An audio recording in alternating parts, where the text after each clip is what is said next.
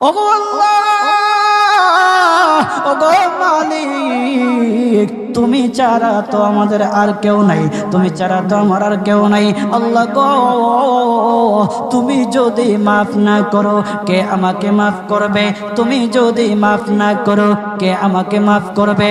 তুমি যদি আমাকে মাফ করো তাহলে তোমার কোনো দিকে কমবে না, তুমি যদি আমাকে মাফ না করো তোমার কোনো দিকে বাড়বে না।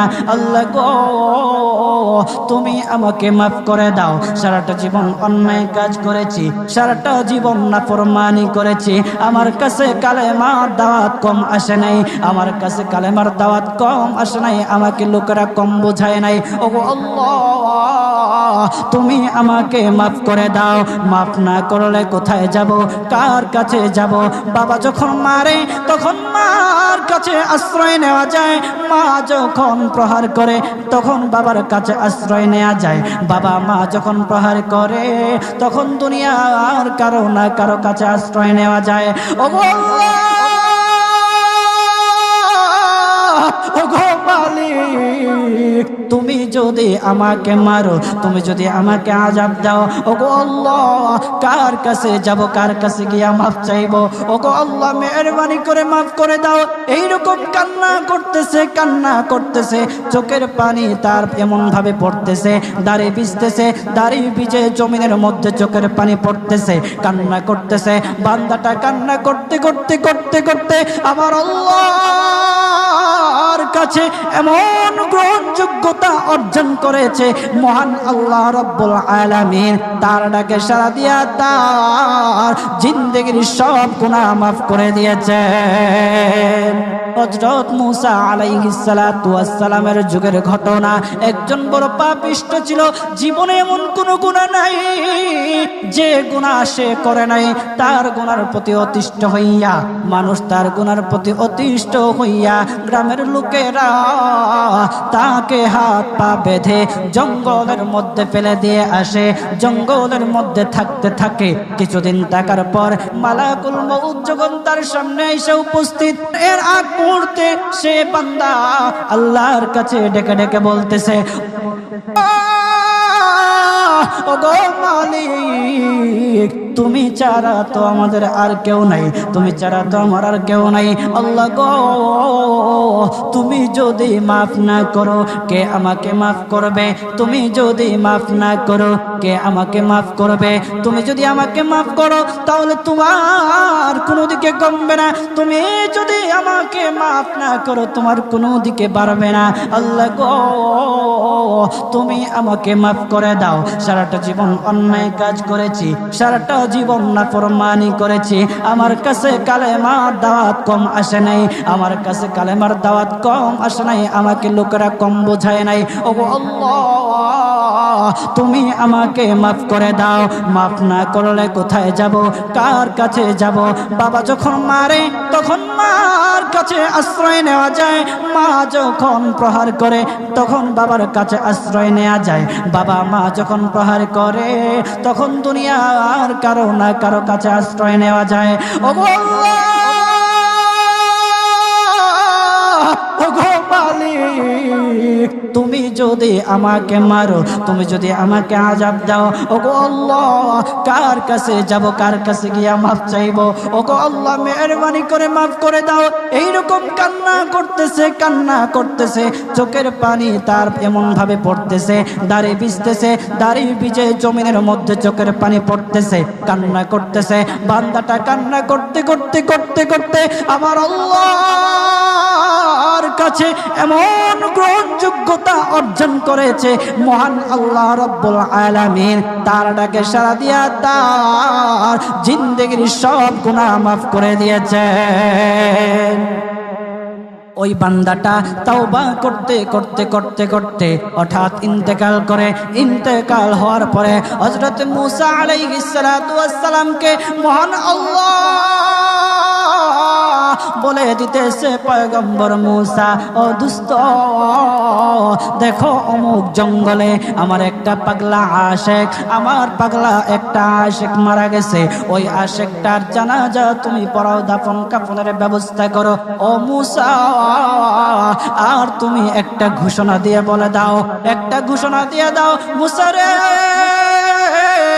ও মূসা তুমি ঘোষণা দিয়ে বলে দাও যে আমার এই বান্দার জানাজার নামাজ অংশগ্রহণ করবে, মহান আল্লাহ তার জীবনের সব গুনাহ মাফ করে দিবে। আল্লাহু আকবার। আরো জোরে বলেন না আল্লাহু আকবার, আরো জোরে বলেন আল্লাহু আকবার। হাত উঠায়া বলেন আল্লাহু আকবার, আল্লাহু আকবার।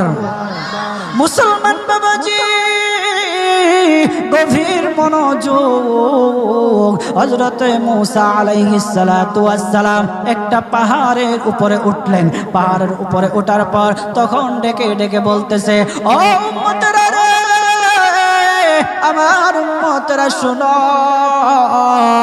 আল্লাহ রব্বুল আলামিন একটা সুসংবাদ দিয়ে দিয়েছে। আমার আল্লাহ রব্বুল আলামিনের একটা আশেক একটা ওই অমুক জঙ্গলের মধ্যে মারা গেছে, ওই পাগলা আশেকের জানাজার নামাজ অংশগ্রহণ করো। যদি জানাজার নামাজ পড়ো তখন আমার আল্লাহ তোমাদের জীবনের সব গুনাহগুলি মাফ করে দিবে।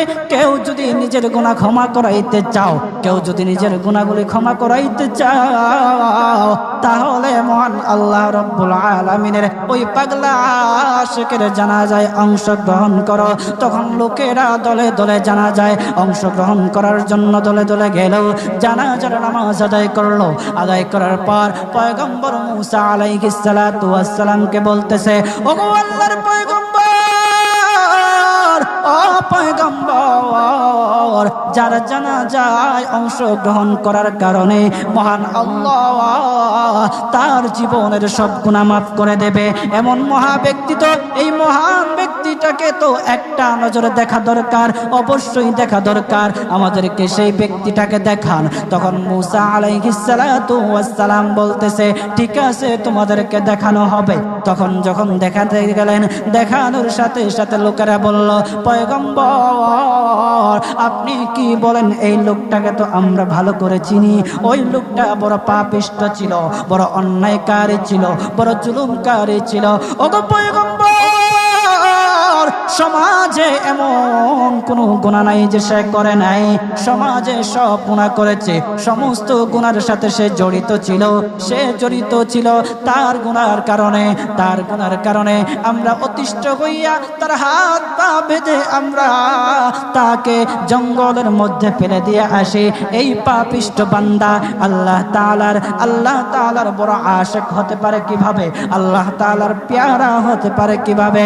পয়গম্বর মূসা আলাইহিস সালাতু ওয়াস সালাম আল্লাহর কাছে ডেকে ডেকে বললেন, আল্লাহ লোকেরা কি বলতেছে আর তুমি কি বলো?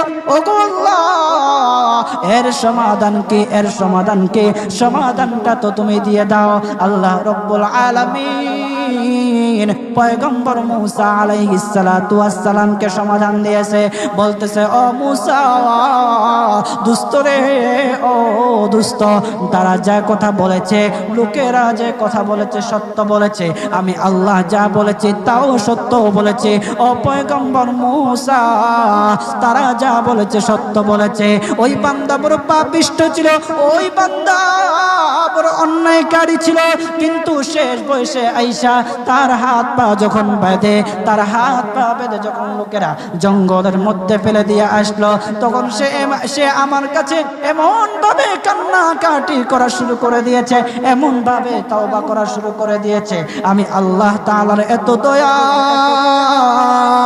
আমি আল্লাহ তার ডাকে সাড়া না দিয়ে পারলাম না, তার ডাকে সাড়া দিয়ে দিলাম।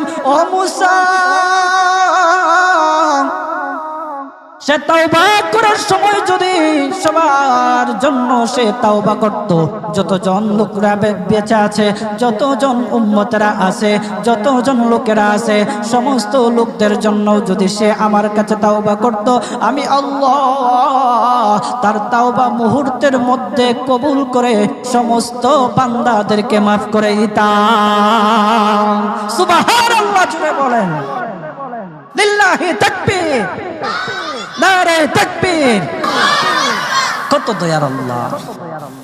একটা বান্দা সারা জীবন গুনাহ করেছে, অন্যায় কাজ করেছে, শেষ বয়সে আইসা শুধু আল্লাহকে ডাকছে, আল্লাহর কাছে মাফ চাইছে।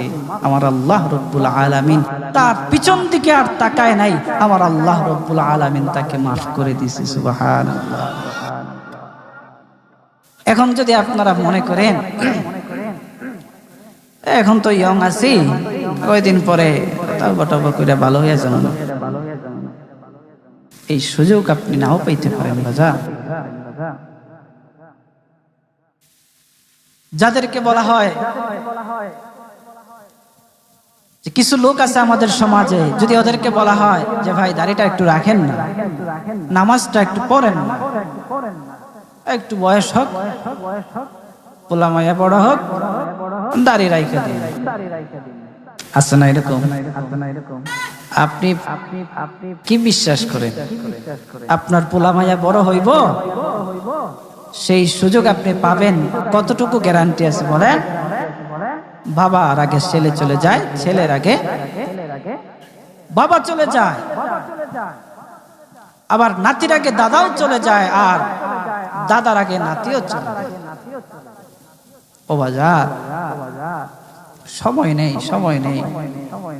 গভীর মন দিয়ে একটু চিন্তা করেন, চোখটা বন্ধ করেন। মাঝে মধ্যে আমার এমন উপলব্ধি হয়, চোখটা যখন বন্ধ করে দেই, বন্ধ করে দিয়ে যখন চিন্তায় লাগে, তখন মনে মনে ভাবি, হায় রে, এত কিছু কার জন্য করতেছি? এই মুহূর্তে যদি মালাকুল মউত আমার সামনে আইসা যায়, আমাকে নিয়ে যায়, আমি তো সাদা কাফনের প্যাকেট পেয়ে যাব। এই সম্পদ নেয়ার জন্য, আমার জিনিসপত্র নেয়ার জন্য আমার আত্মীয় স্বজনরা খাড়াখাড়ি, আমি কার জন্য কি করতেছি? অন্তরটা তখন ফেটে যাওয়ার মতো। আমরা কি করতেছি? কার জন্য করতেছি?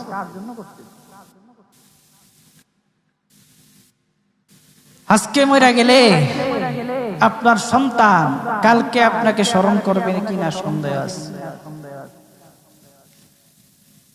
কিছু কিছু ঘটনা এমনও ঘটে যে বাবা মারা গেছে, সেই সন্তানেরা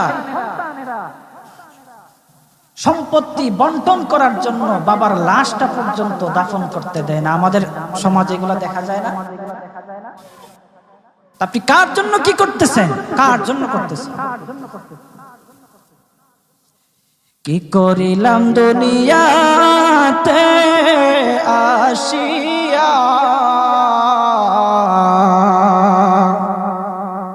দেখো রে মন চিন্তা করে বসিয়া,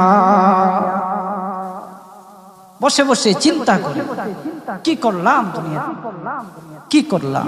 ও বাজান, এই জন্য আল্লাহ রাব্বুল আলামিনের কাছে মাফ চান, তাওবা করেন। আল্লাহ রাব্বুল আলামিন আপনার ডাকে সাড়া দিবে, আপনার তাওবা আল্লাহ রাব্বুল আলামিন কবুল করবে। বান্দা যত গুনাহ করুক না কেন, সব সময় আল্লাহ তাআলার রহমত তার পাশে আছে। এই জন্য বাজান, আমরা যারা আছি, আমরা আল্লাহর কাছে তাওবা করব তো ইনশাআল্লাহ। কথা বলেন না ইনশাআল্লাহ? বলেন, কিপটামি করেন কি লিগা? জোরে বলেন।